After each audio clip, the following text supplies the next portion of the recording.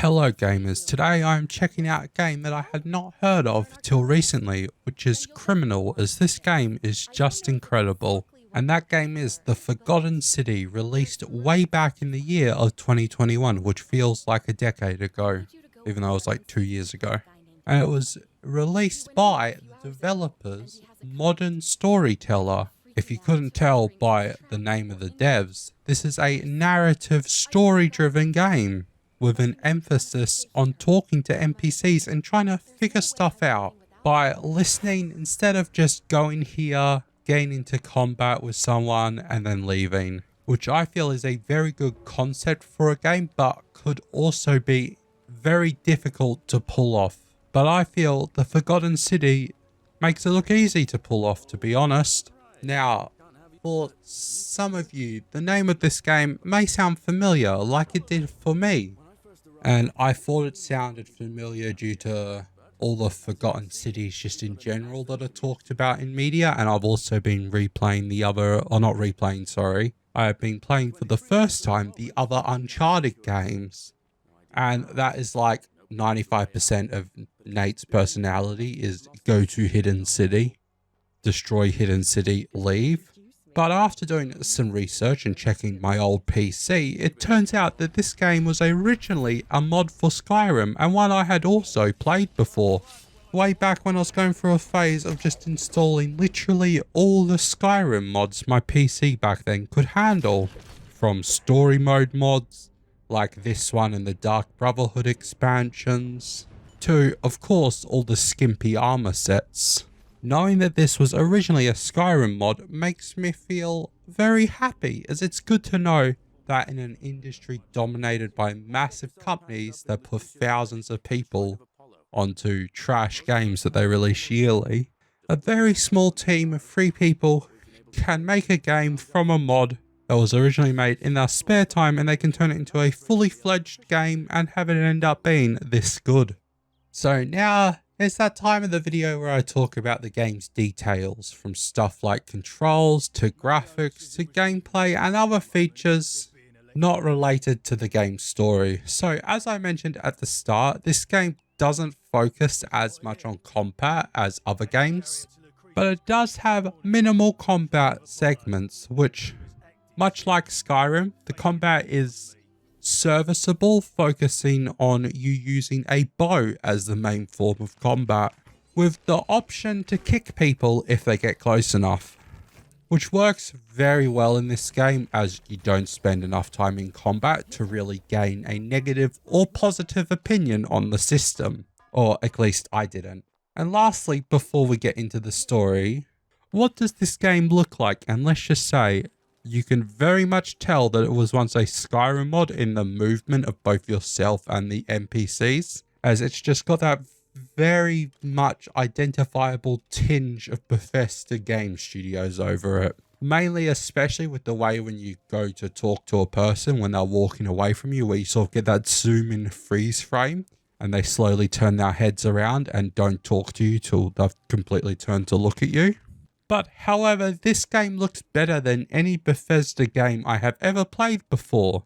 Also, I haven't played Starforge yet. Starforge? No, well, that's a much worse game. Sorry, Starfield yet. So Starfield could look better, I'm unsure. But to be honest, this game looks like Skyrim when you download one of those quote-unquote realistic graphic mods that always crash my computer.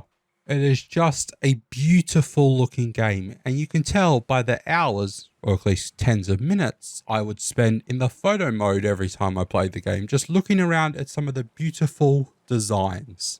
It also helps that those designs seem to be very historically accurate in both terms of architecture and clothing. It just looks correct, I guess. And obviously the certain story beats also seem very historically accurate. And on that topic of the story, it is finally time to talk about what is normally the bulk of my videos, and that is the story, which I'm sure that this will still be a large amount of the video, but I'm not going to go into details like I normally would, as I recommend that you check this game out for yourself, And the way you go about playing the game may give you a different ending to me, or an all-around different experience, as this game has multiple endings during my playthrough. I ended up getting 2 of the 4 endings. So to loosely talk about the story with little to no spoilers, this game's story is based around a time loop, much like the game Deathloop, which was released in the same year, where you are living the same day over and over again in this city, a forgotten city that is underground. And the city has an overlooming golden rule, the only rule of the land, enforced by whatever god rules over this place you find yourself. And that golden rule is anything that anyone does that is wrong or immoral will therefore result in everybody in the city, no matter if you're guilty or not, being turned to gold, with a bunch of gold statues littered around the city, who you obviously assume that are the old residents of this city who broke said rule. Now, you may be thinking to yourself, something that is wrong or immoral, that could change in the eyes of the beholder, which is correct. And it's also something that this game also brings up as you can talk to different people about their thoughts on the golden rule and what is included within it. But you can break the golden rule by stealing or killing or trying to intimidate people. And once you break the rule, you have to run back to the portal that first took you to this town, where the town's leader will open a portal, which will result in his life being ended. But by doing so, once you go through the portal, the day resets and there's a single man waiting outside the portal room. The same man who first welcomed you into the city, saying the exact same thing as before, keying the player into the fact that the day has reset. And also one thing that I massively like about this guy is that later on in your playthrough, when you do reset, there are obviously some things in the city that you would have done that could result in, say, saving someone's life or the opposite. And of course, after every time you have to reset or you accidentally do something wrong and you have to reset, you do not have to spend the time going around and talking to all these people and making sure they're on the right path again. As you could just ask this guy to go do it for you and he'll just be like, okay, and off he hops. And you can also pick which of the things you've done he will do. So like say if for whatever reason you wanted, say, the opposite to happen, you can facilitate that, which is an awesome feature. I also forgot to mention, but you also keep all the items you find around the city every time the golden rule is broken. And one last thing I wanted to mention about the story is that it doesn't always tell you everything. One example I can think of from my playthrough is when I was talking to the town leader and he was explaining how I got to the city, something he said gave me an idea on how to escape the city. By the way, another thing I forgot to mention is that the city you are in is 2,000 years in the past and you are trapped there, and obviously your main objective is to find a way out of said city.